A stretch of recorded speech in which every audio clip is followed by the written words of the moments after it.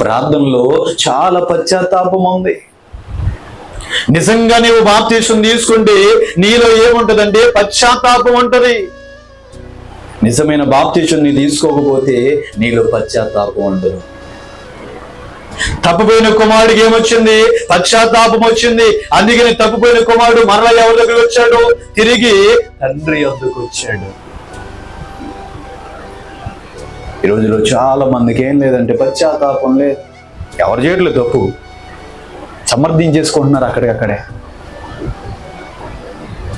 సమర్థించుకునే వారిలో ఏముండదంటే పశ్చాత్తాపం ఉండదు. తప్పును సరిదిద్దుకుని దాన్ని మానేసే వారిలో ఏముంటదంటే పశ్చాత్తాపం ఉంటుంది. దేవుడికి స్తోత్ర. పశ్చాత్తాపం అలాంటి వారు కావాలి. యేసయ్యకి, యేసుక్రీస్తు వారికి ఎవరు కావాలి? పశ్చాత్తాపముతో కూడిన వారు కావాలి.